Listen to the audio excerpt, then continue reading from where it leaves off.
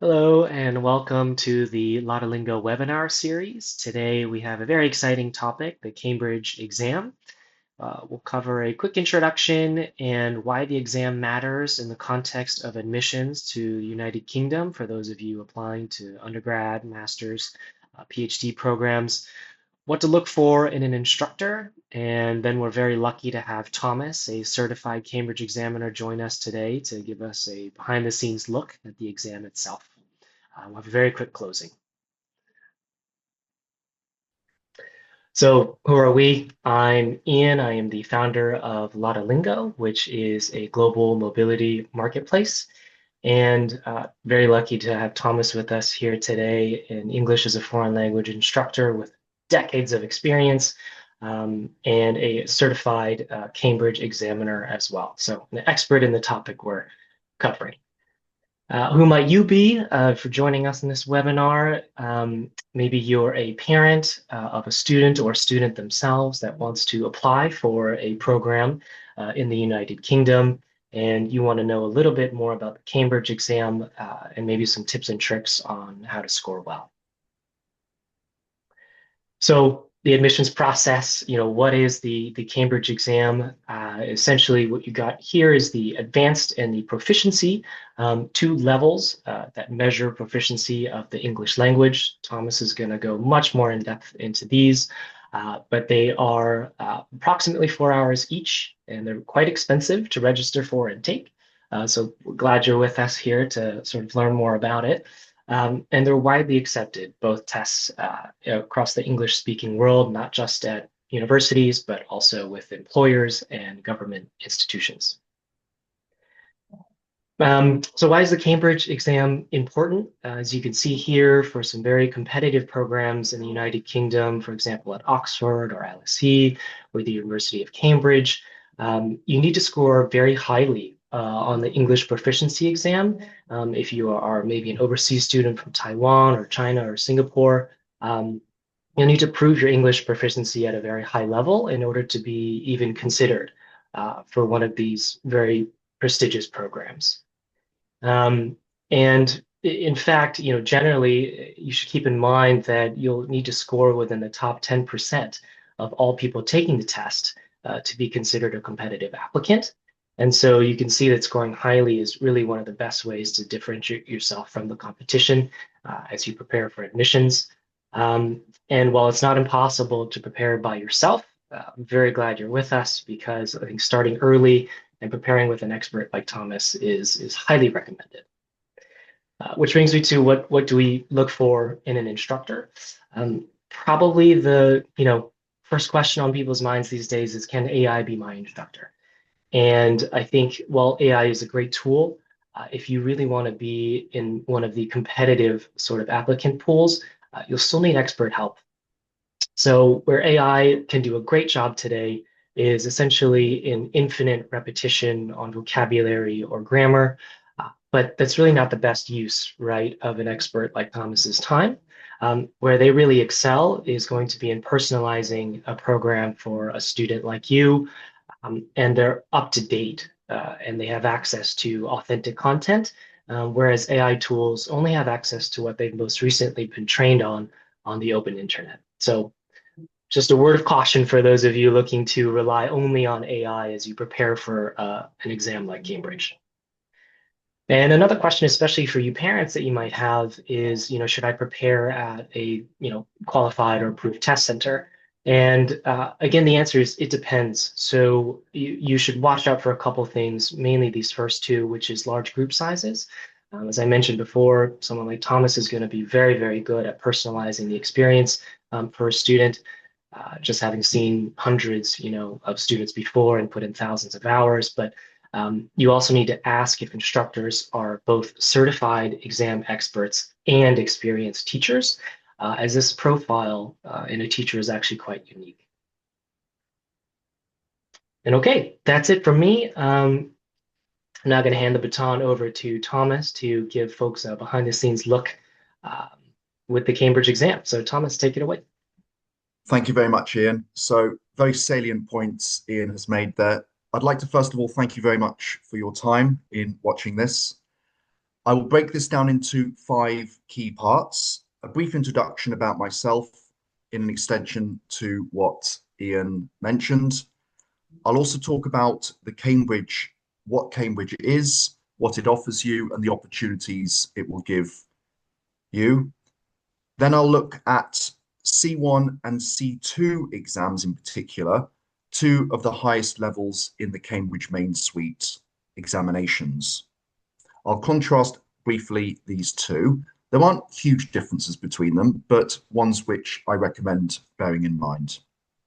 I'll then go on to tips and tricks, which will give you the strength to perform the exam tasks adequately, and finally, recommend some resources you can use in a long line with the actual course itself, ones which I use, and a series of course books which would work well with the examinations. So, a little bit about myself. My name is Thomas Mander-Jones. I'm a Cambridge speaking examiner. I'm also a teacher trainer for exam preparation. I handle a lot of seminars. I'm based in Prague, the Czech Republic. I lead workshops and sessions on methodology. I have a wealth of experience with handling young learners in my previous positions, namely in China, Indonesia, other parts of Europe. I'm very familiar with all sorts of linguistic problems that different cultures have with English. It's something very close to my heart, and I can assure you that students in my classroom are in very good hands. Let's move on to what Cambridge is. You will see here on the right a scale of all of the different levels Cambridge offer, and you can see a larger spectrum of levels by comparison to the IELTS, right from A1 level, according to the Common European Framework, works with a marked system all the way up to C2. This is approved by the Association of Language Testers in Europe and is a very prestigious international exam to acquire. So, how popular is Cambridge? Cambridge exams are widely used across 130 countries. 5 million plus candidates take Cambridge every year. It's something which highly is advised to use and have, not only in the work market, but obviously to enter universities. And furthermore, if you want to integrate into other cultures to work, immigration purposes require you to have a Cambridge certificate at times. So there's multiple reasons for having the Cambridge exam, not just for entering universities. I'd like now to contrast C1 and C2 level exams. What are the differences between them? What do they look like? We'll go into tips and tricks a little bit later. You will see I've broken it down into 4 sections. They're actually papers. So 1 to 4 are actually papers and 5 parts. The use of English is a part of the first paper. The timing of it is 90 minutes for the reading and use of English, as is the writing. The listening comes in at 40 minutes, and the speaking is only 15 or 16 minutes respectively. So essentially, there's only a 1 minute difference between the proficient the proficient C2 level and the advanced C1 level, which is nothing in many respects. So in terms of the timing, there isn't a lot really more to think about in that way. What makes these two different is familiar and unfamiliar, or rather familiar, unfamiliar, and abstract topics. Abstract topics work with C2 level. C1 level works with more unfamiliar topics. And when you go lower down the scale, you're more working with familiar topics. So B2 level, upper intermediate, work with familiar topics and everyday topics for intermediate level students. So what exactly are these differences of topics with the C1 and the C2? I've provided in the red boxes 4 typical topics which reflect these levels. I've summarized it. So in the next animation, you will see C1 works with unfamiliar but real-world issues.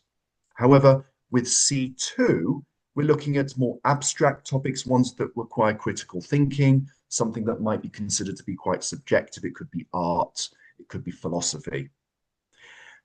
The first box, the environment, works with C1 level topics. This is what's called a real world topic, but not many people really are familiar with the title Rewilding Britain. But I think a lot of us perhaps can comment on the environment to some extent, but not something with more depth. Let's look at the next one, human nature and psychology. Of course, psychology is more with a abstract topic. So you'll see here this pops up as a C2 abstract topic. Travel and globalization. What's it like to live abroad? A challenge or opportunity? Not many people have the privilege of living abroad. So even though people have ideas about it, this works in with something more unfamiliar. So travel and globalization works with C1 level topics. You will see that pop up under the C1 level. And last but not least, language and thought, ideas on what we think about with pedagogy, linguistics, etymology, the study of words. Okay. There we go. So I just wanted to demonstrate that and how those topics work with those two levels. Let's look at more the specifics here. Reading, of course, being the first paper. How long is it? You guessed it, 90 minutes. There are 8 essential parts for the reading and the use of English. Candidates do get separate scores for these, and listed below are some such examples. I've put in bold here the ones which reflect use of English.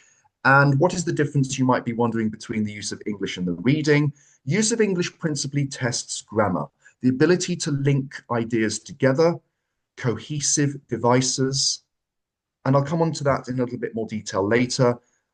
In normal text are tasks reflecting reading, multiple choice close, cross-text multiple matching, which is referencing bodies of text with smaller sentences or extracts, gap text, and of course, multiple matching again.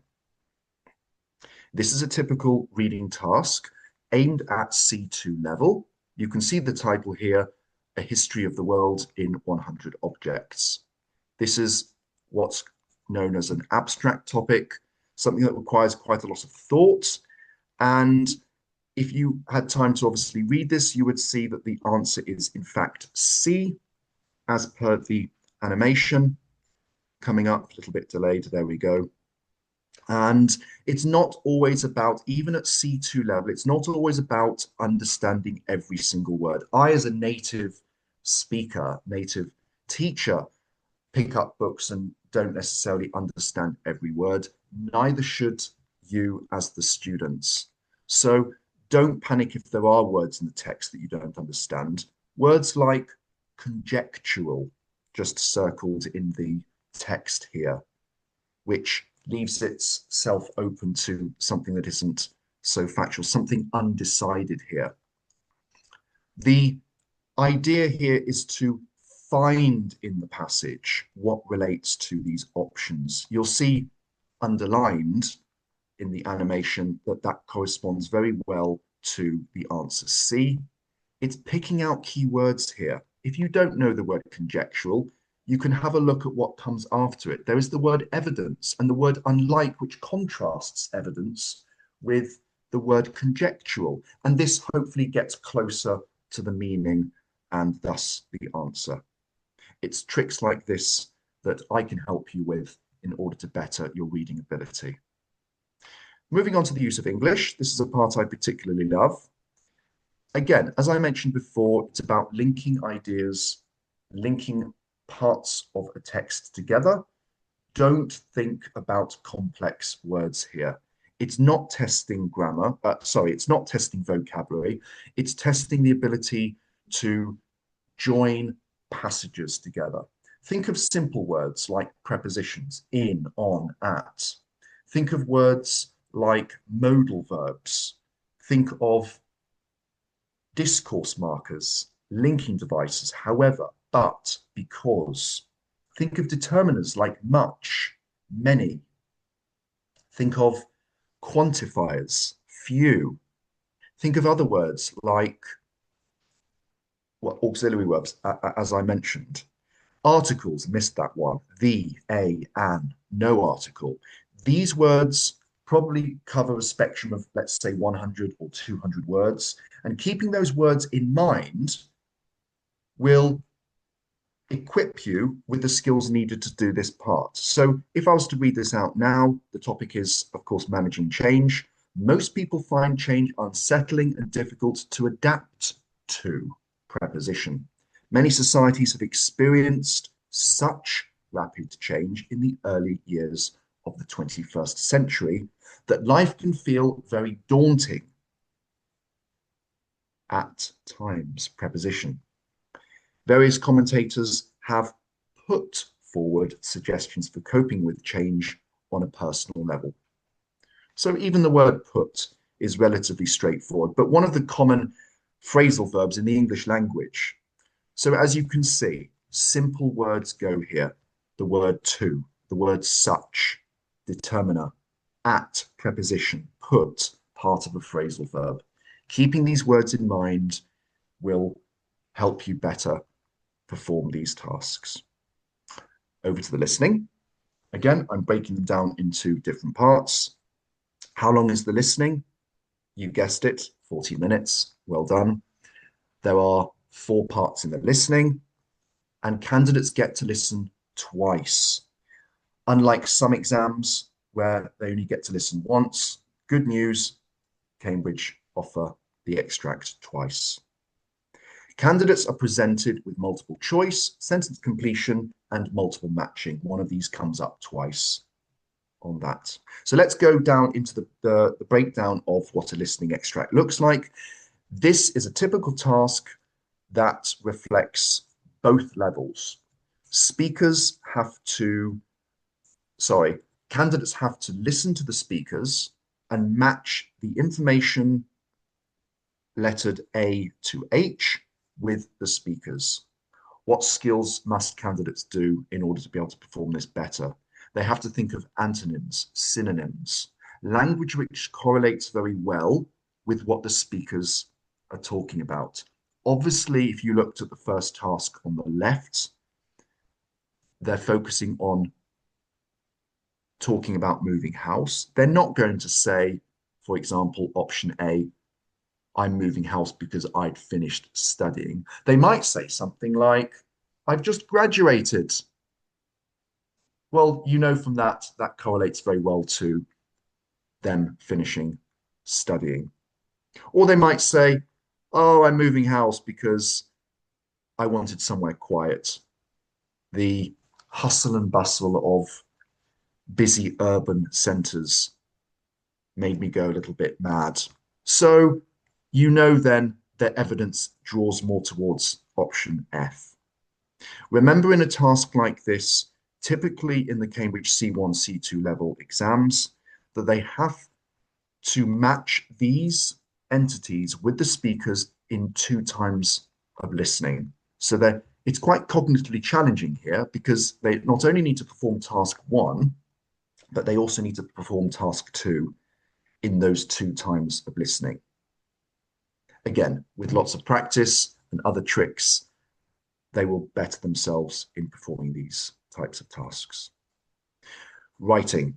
Again, I've split it down into parts here. How long is the writing? 90 minutes, sorry, split into 2 parts of 45 minutes. The word length between the 2 levels is a little bit different, not hugely. Obviously, 220 to 260 words at Cambridge Advanced level. That's 2 lots of 220 to 260 in both parts.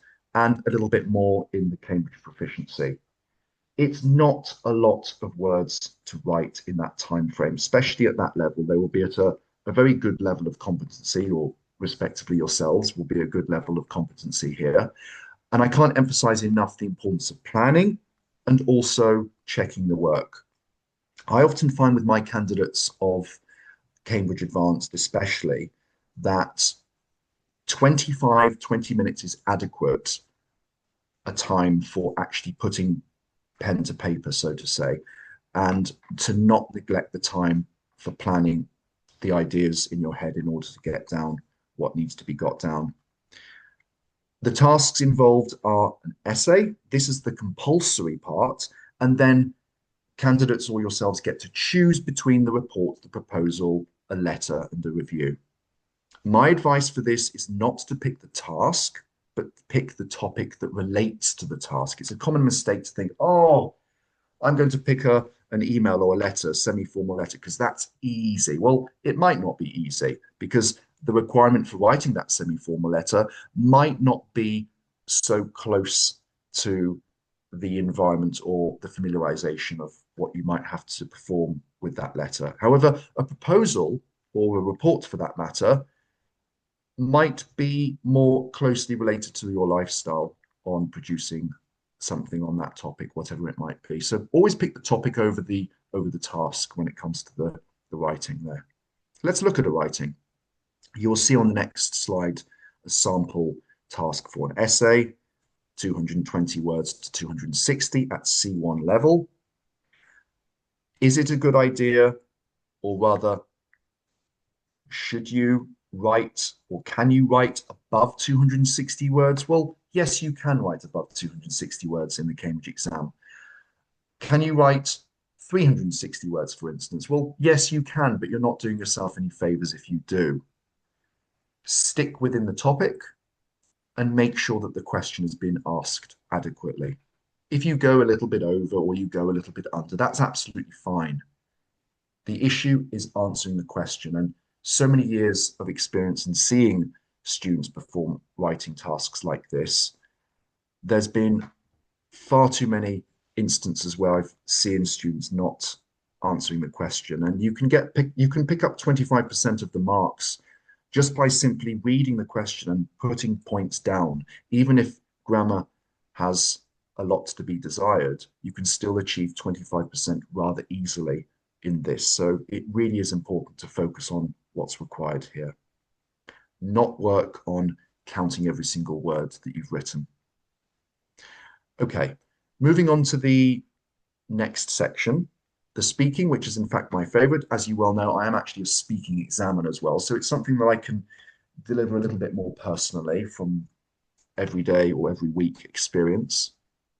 The speaking is 15 or 16 minutes. Now, this is not to say that the candidate has to speak for 15 minutes. No, because in the examining room are actually two candidates.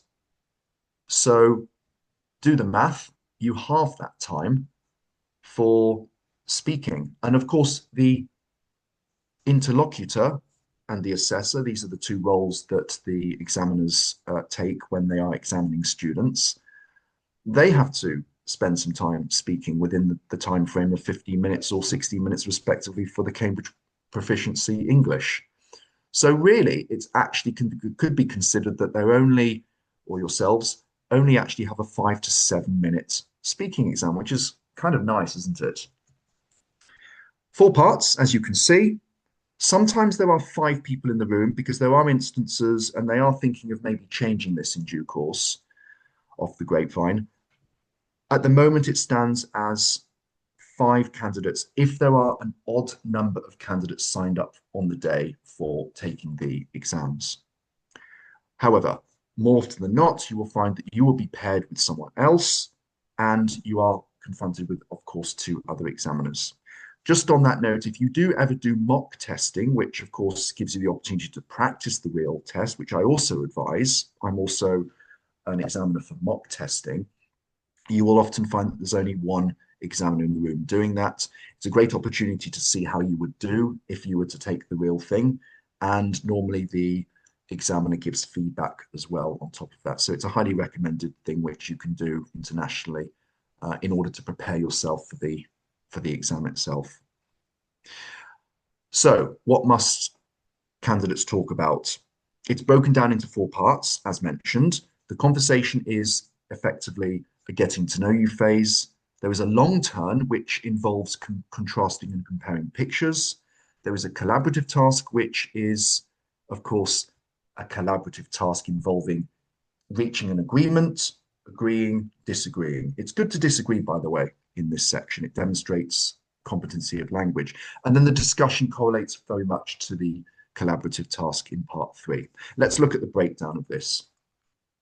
So first of all, the scoring. Now, the scoring is quite important because it's important to know what candidates need to be able to do effectively and what they're being assessed on. So what are they being assessed on? These parts are broken down into sections. The first 5 are what the assessor mark. Now, the assessor is one of the examiners sitting at the back of the room. They're not interacting with the candidate. They are simply getting scores on various entities.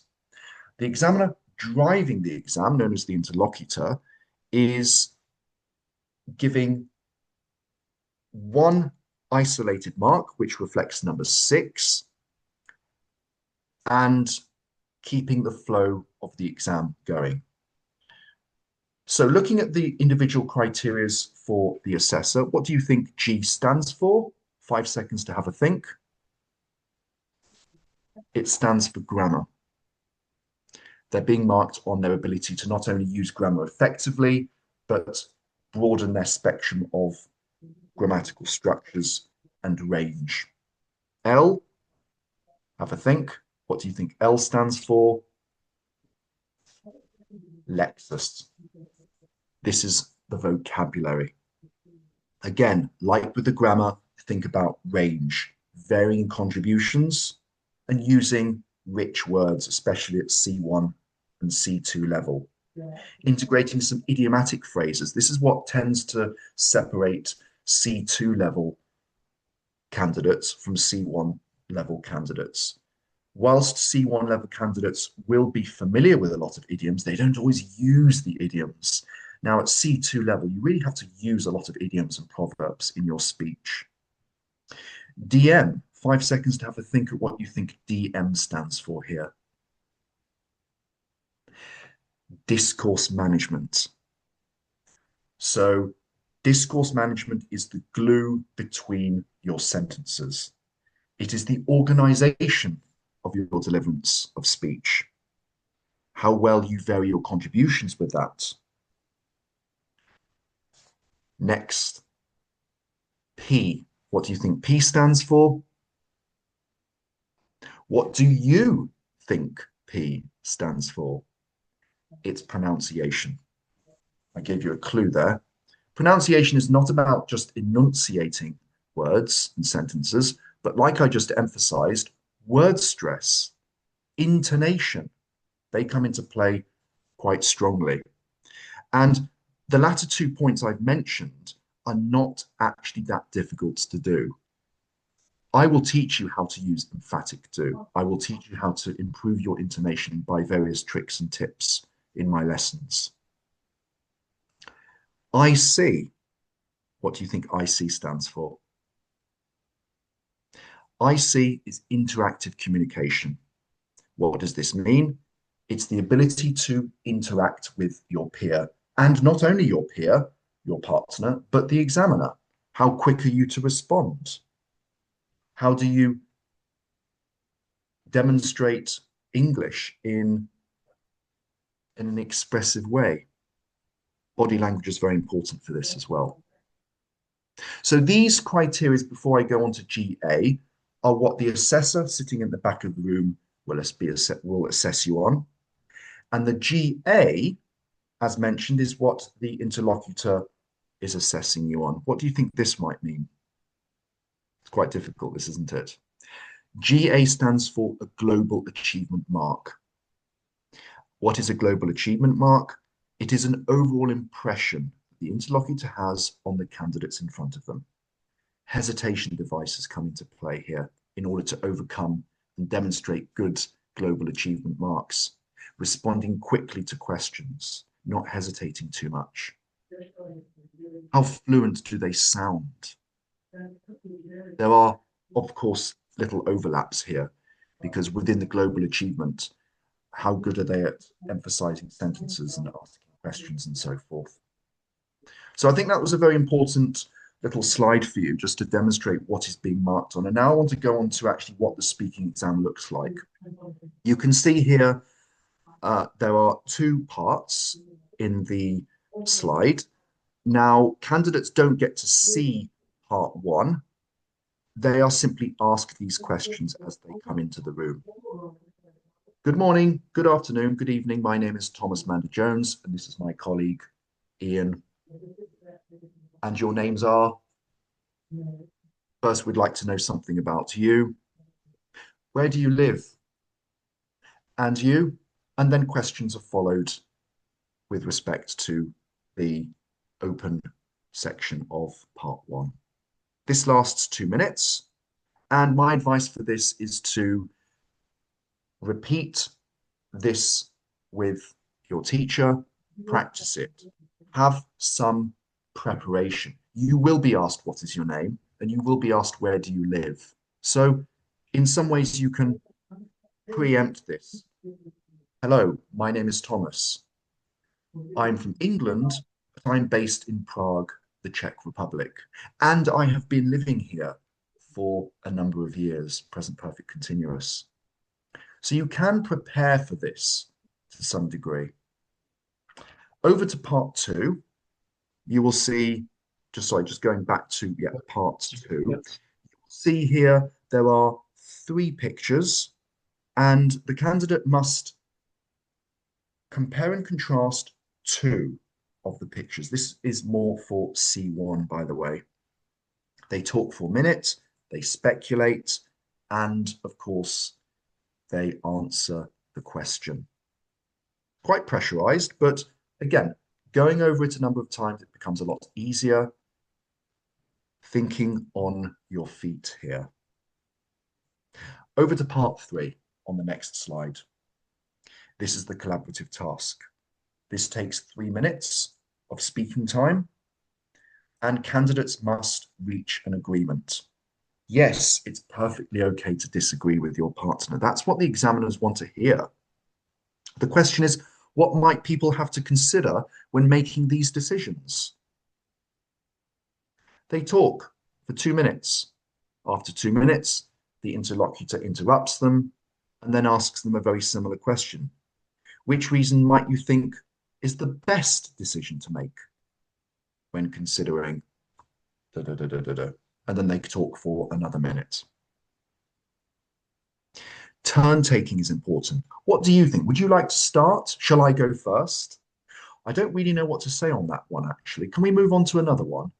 You see, I haven't really said too much here. I'm just throwing in hesitation devices and discourse markers. Think about that when you have to do this part. Over to part 4 on the next slide. Questions that reflect and correspond to part 3. What do you do, or what do candidates do when they don't understand questions? This is, for a lot of people, a bit of a nightmare because, of course, they're in a pressurized environment. They get asked a question and they honestly have no idea what to say. Could you please repeat the last question? The examiner will repeat willingly. What can you do if you still don't understand the question? Panicking. You don't know how to approach this. Well, what you can do is simply say to the examiner, I'm sorry, please can you ask me that question? It's rare. I think by that point you will be warmed up, you will have familiarization with the topic, and these do correspond very well to the part 4. The other thing actually just to note is that it's not actually about the complexity of the questions that's difficult. What's challenging is how you deliver the responses. And as I mentioned before, vary your contributions, avoid the dreaded words I think and I like, Think about other ways to say these words. There are a multitude of ways to do that. The nicest part of this is when the examiners say, "Thank you. That is the end of the test." And hopefully they will have finished the writing and the listening and the use of English parts. What a relief. So that is the speaking. A few tips just to conclude. Now, I've broken these down into 10 tips, two for each of the skills, plus two for the use of English. Number one, when you are reading, look at keywords. The keywords are what will propel you in the right direction to getting the right answer. Tip number two, again, a reading tip. Be little detectives here. Work out words from contextual clues. It's perfectly fine if you don't understand a word. No one's expecting you to know every word, but try and get close to the meaning based on the context of the passage and also the sentences involved. Number three, use of English. Never, never, never leave questions unanswered. Have a guess. In the multiple choice, you have option A, B, C, or D. You've got a 25% chance of getting it right if you have no idea what it will be. If you know which options are definitely not applicable, then you can eliminate that one, and you've got a 1 in 3 chance of getting it right, or even a 1 in 2 chance of getting it right. Tip 4, again, use of English. Try and preempt the options with the multiple choice. I know you can't do that with the task that we performed earlier, where there are no options.